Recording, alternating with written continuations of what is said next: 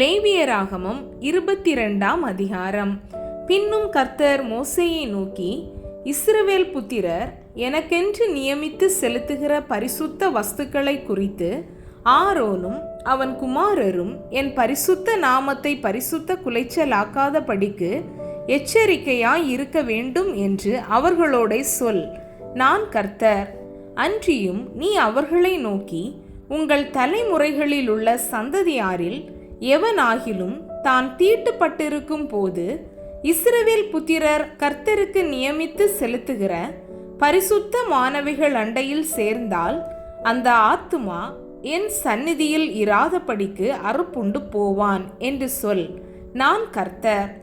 ஆரோனின் சந்ததியாரில் எவன் குஷ்டரோகியோ எவன் பிரம்மியம் உள்ளவனோ அவன் சுத்தமாக மட்டும் பரிசுத்த மாணவிகளில் புசிக்கலாகாது. பிணத்தினாலே தீட்டானவைகளில் எதையாகிலும் தொட்டவனும் இந்திரியம் கழிந்தவனும் தீட்டுப்படுத்துகிற யாதொரு ஊரும் பிராணியையாகிலும் தீட்டுள்ள மனிதனையாகிலும் தொட்டவனும் சாயங்காலம் மட்டும் தீட்டுப்பட்டிருப்பான். அவன் ஜலத்தில் ஸ்நானம் பண்ணும் வரைக்கும் பரிசுத்தமானவைகளில் புசிக்கலாகாது. சூரியன் அஸ்தமித்த பின்பு சுத்தமாயிருப்பான். அதன் பின்பு அவன் பரிசுத்தமானவைகளில் புசிக்கலாம். அது அவனுடைய ஆகாரம். தானாய் செத்ததையும் பீருண்டதையும் அவன் புசிக்கிறதினாலே தன்னை தீட்டுப்படுத்தலாகாது. நான் கர்த்தர். ஆகையால் பரிசுத்தமானதை அவர்கள் பரிசுத்த குலைச்சலாக்குகிறதினாலே பாவம் சுமந்து அதிநிமித்தம் சாகாதபடிக்கு என் கட்டளையை காக்க கடவர்கள். நான் அவர்களை பரிசுத்தமாக்குகிற கர்த்தர். அந்நியன் ஒருவனும் பரிசுத்தமானவைகளில் புசிக்கலாகாது. ஆசாரியன் வீட்டில் தங்கி இருக்கிறவனும் கூலி வேலை செய்கிறவனும் பரிசுத்தமானதில் புசிக்கலாகாது. ஆசாரியனால் பணத்துக்கு கொல்லப்பட்டவனும் அவன் வீட்டிலே பிறந்தவனும் அவனுடைய ஆகாரத்தில் புசிக்கலாம். ஆசாரியனுடைய குமாரத்தி அந்நியனுக்கு வாழ்க்கைப்பட்டால் அவள் பரிசுத்தமானவைகளின் படைப்பிலே புசிக்கலாகாது. விதவையாய் போன அல்லது தள்ளப்பட்டவளான ஆசாரியனுடைய குமாரத்தி பிள்ளை இல்லாதிருந்து தன் தகப்பன் வீட்டில் தன்னுடைய இள வயதில் இருந்தது போல திரும்ப வந்து இருந்தாளே ஆகில் அவள் தன் தகப்பன் ஆகாரத்தில் புசிக்கலாம். அந்நியனாகிய ஒருவனும் அதில் புசிக்கலாகாது.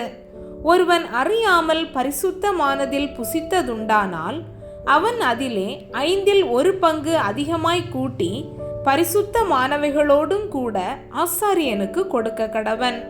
அவர்கள் கர்த்தருக்கு படைக்கிற இஸ்ரவேல் புத்திரருடைய பரிசுத்தமானவைகளை பரிசுத்த குலைச்சலாக்காமலும் அவைகளை புசிக்கிறதினால் அவர்கள் மேல் குற்றமான அக்கிரமத்தை சுமர பண்ணாமலும் இருப்பார்களாக. நான் அவர்களை பரிசுத்தமாக்குகிற கர்த்தர் என்று சொல் என்றார்.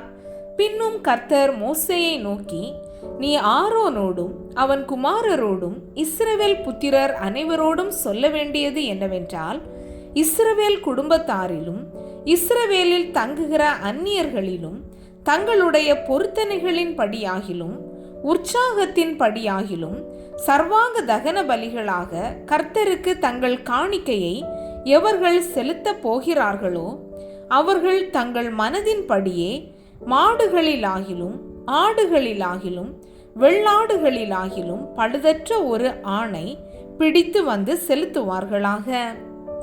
பழுதுள்ள ஒன்றையும் செலுத்த வேண்டாம், அது உங்கள் நிமித்தம் அங்கீகரிக்கப்படுவதில்லை.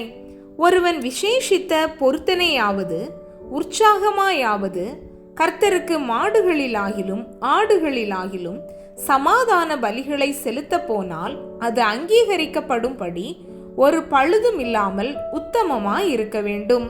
குருடு, நெரிசல், முடம், களலை, சொறி, புண் முதலிய பழுதுள்ளவைகளை நீங்கள் கர்த்தருக்கு செலுத்தாமலும் அவைகளாலே கர்த்தருக்கு பலிபீடத்தின் மேல் தகன பலியிடாமலும் இருப்பீர்களாக. நீண்ட அல்லது குறுகின அவயவமுள்ள மாட்டையும் ஆட்டையும் நீ உற்சாக பலியாக இடலாம். பொருத்தனைக்காக அது அங்கீகரிக்கப்பட மாட்டாது. விதை நசுங்கினதையும் நொறுங்கினதையும் காயம் பட்டதையும் விதை அறுக்கப்பட்டதையும் நீங்கள் கர்த்தருக்கு செலுத்தாமலும் அவைகளை உங்கள் தேசத்தில் பலியிடாமலும் இருப்பீர்களாக. அந்நிய புத்திரன் கையிலும் இப்படிப்பட்டதை வாங்கி தேவனுக்கு அப்பமாக செலுத்தீர்களாக. அவைகளின் கேடும் பழுதும் அவைகளில் இருக்கிறது, அவைகள் உங்களுக்காக அங்கீகரிக்கப்படுவதில்லை என்று சொல் என்றார். பின்னும் கர்த்தர் மோசேயை நோக்கி, ஒரு கன்றாவது செம்மறியாட்டு குட்டியாவது வெள்ளாட்டு குட்டியாவது பிறந்தால் அது 7 நாள் தன் தாயினிடத்தில் இருக்க கடவது. 8ஆம் நாள் முதல் அது கர்த்தருக்கு தகன பலியாக அங்கீகரிக்கப்படும். பசுவையும் அதன் கன்றையும் ஆட்டையும் அதன் குட்டியையும் ஒரே நாளில் கொல்ல வேண்டாம். கர்த்தருக்கு ஸ்தோத்திர பலியை செலுத்துவீர்களானால் மனப்பூர்வமாய் அதை செலுத்துவீர்களாக. அந்நாளிலே தான் அது புசிக்கப்பட வேண்டும். விடியற் காலம் மட்டும் நீங்கள் அதில் ஒன்றும் மீதியாக வைக்க வேண்டாம். நான் கர்த்தர். நீங்கள் என் கட்டளைகளை கைக்கொண்டு அவைகளின்படி செய்ய கடவீர்கள். நான் கர்த்தர். என் பரிசுத்த நாமத்தை பரிசுத்த குலைச்சலாக்காதிருப்பீர்களாக.